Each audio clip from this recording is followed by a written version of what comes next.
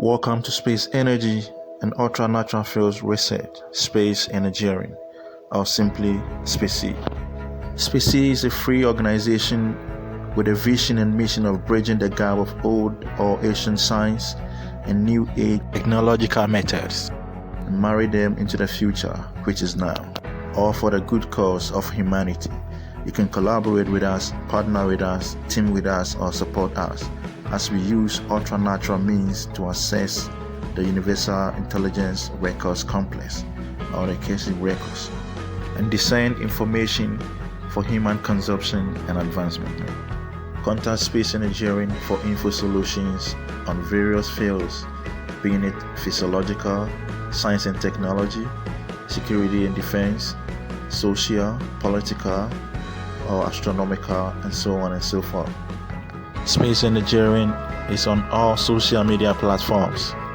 You can contact us by emailing us at spaceenergeering@gmail.com. On Facebook, our number on WhatsApp is connected to our Facebook account, Space Energeering, on Twitter and other social media platforms. Remember, knowledge, technology will always prevail with respect to time. And remember that the past and the future is now.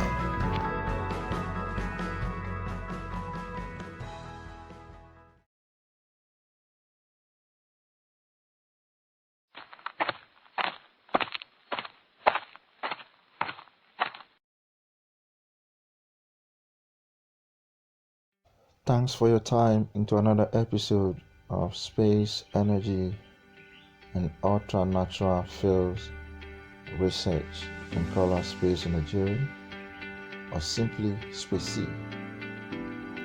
Now this message, the message of love, is one of the greatest messages ever to have been passed on. And if you study, if you research, if you look from the ancient times till now, they've been always passing the message of love. And when I say the message of love, I'm talking about the message of love where basically you gotta love one another.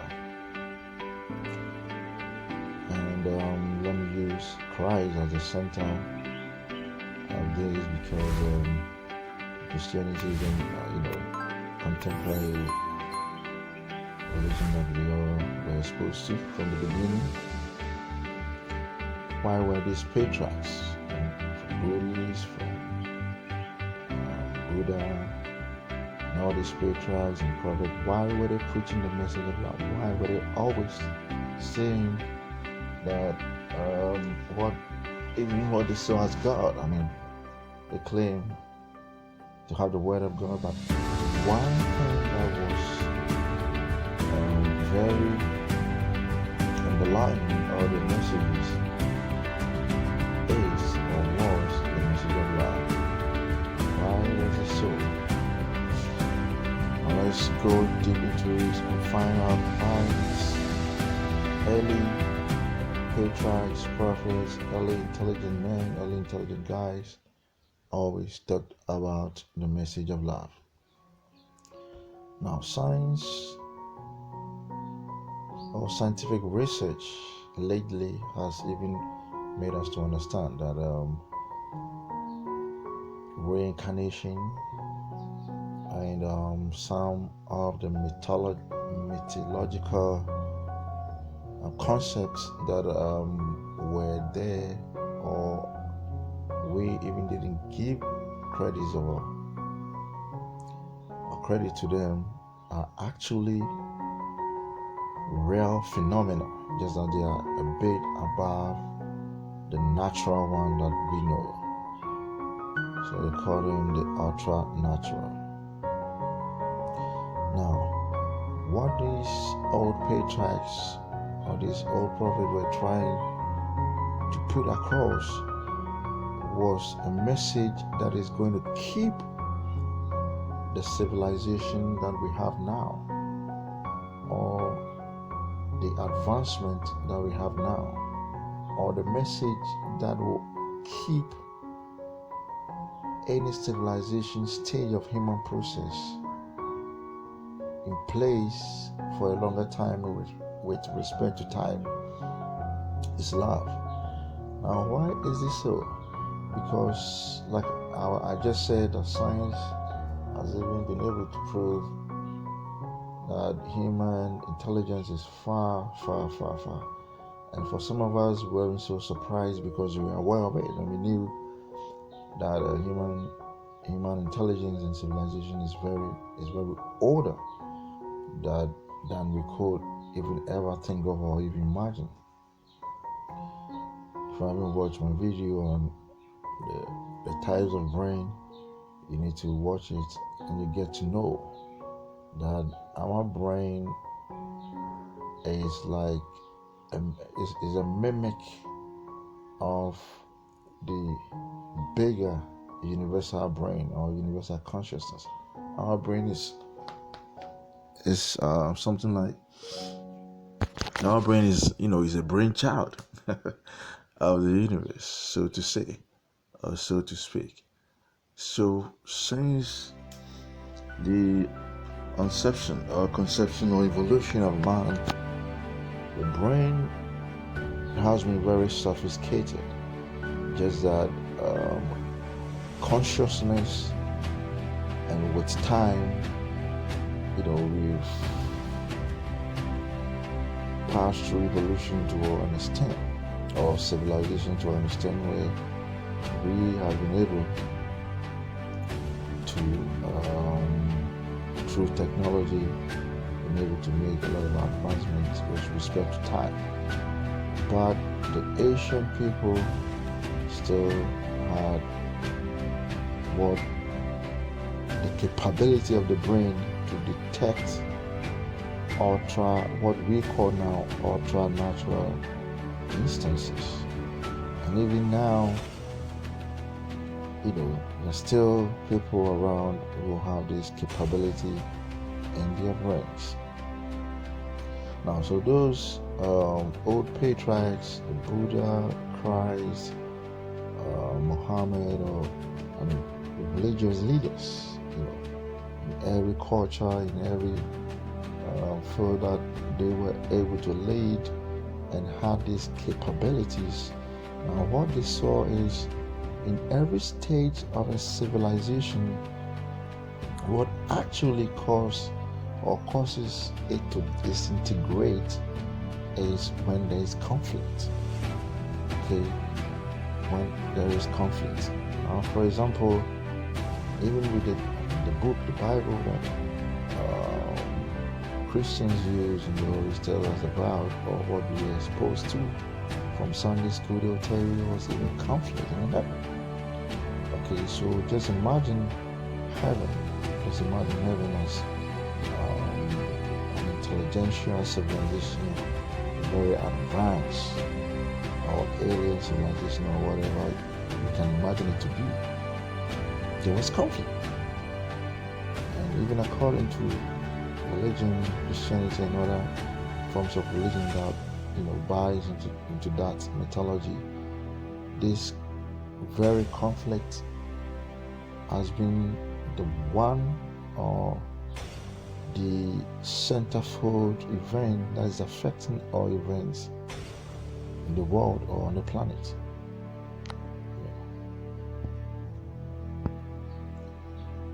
That is when two major powers or stakeholders or role players do not agree on a cause. And in this mythology, or this teaching that he taught us in Sunday school, God and the devil kind of thing.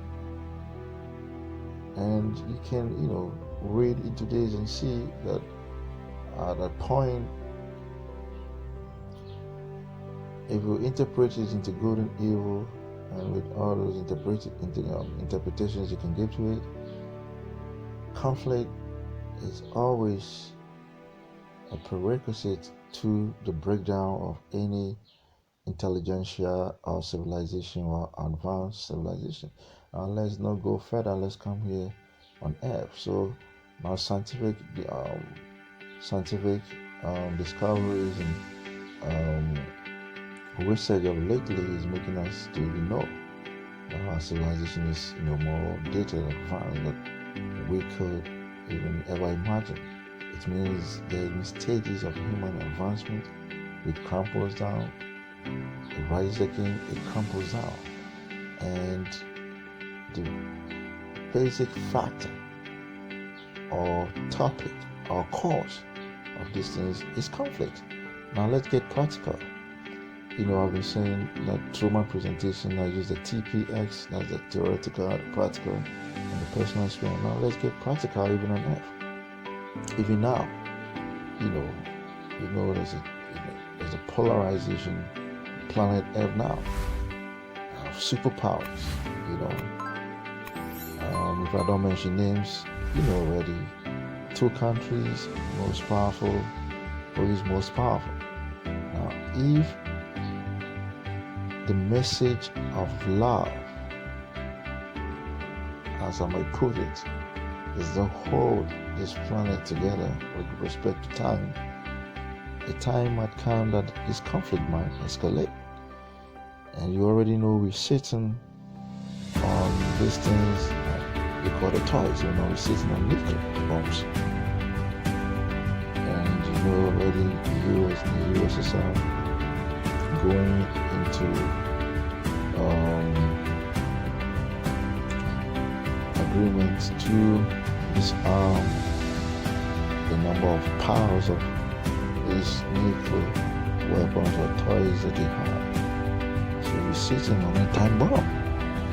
Okay, so the message that is what's going to keep any intelligentsia advanced civilization alive is the message of love.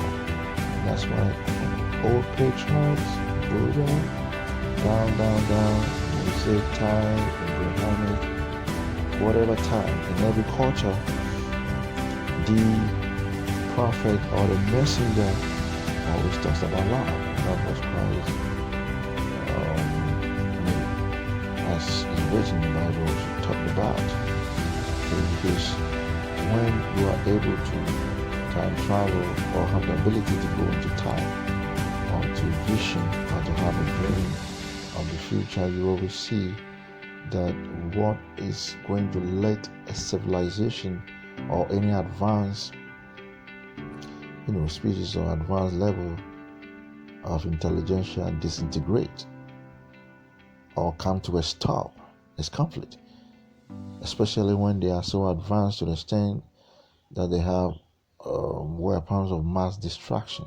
So if the conflict escalates and these weapons of mass destruction is let go of,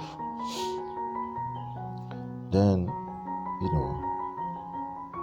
it destroys, and sometimes even knowledge that should have been passed off, technology, advanced wisdom and intelligence is all destroyed.